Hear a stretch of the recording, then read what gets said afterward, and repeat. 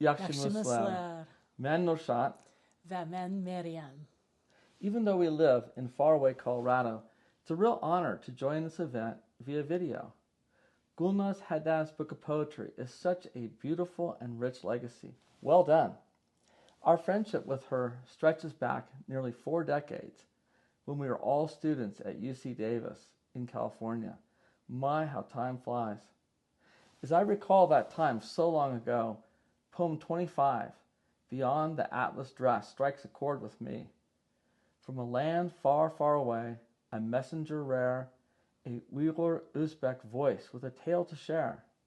A graduate student at UC Davis so bold, a bridge between cultures, a story to be told. Looking back now, maybe we should start calling you Gulnaz Peygamber, because meeting you actually changed the direction of our whole lives. Before we met you, we knew we wanted to work overseas in some kind of development capacity, but we had no idea where.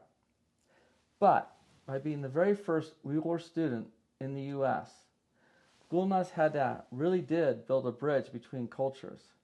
And we were privileged to cross that bridge in the other direction, becoming some of the first students in the Uyghur homeland.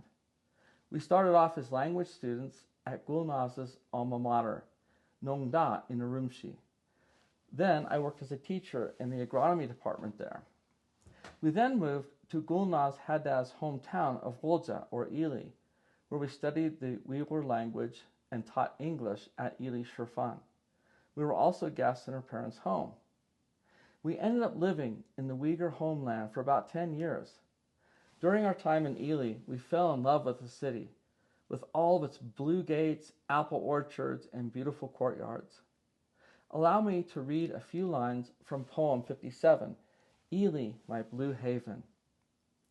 Your blue walls, a haven that holds my heart tight, a symbol of love that shines with all your might.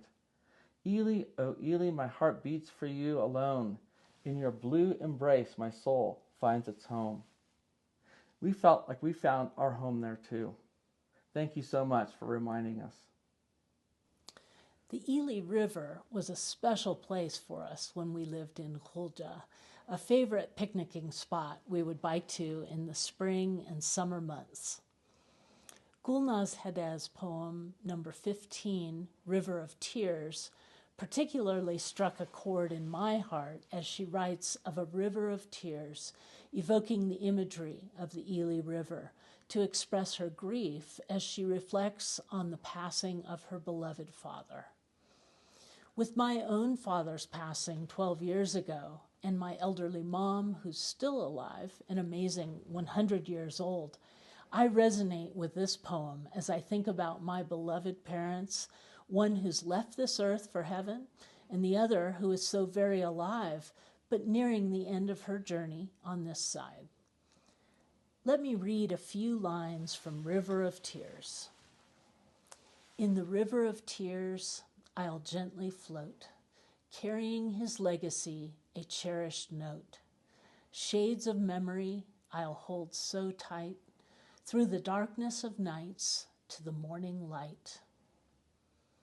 Another of Gulnaz Haddad's poems, number 73, Rocky Haven, is a favorite in her collection as it speaks to me as a lover of mountain glory.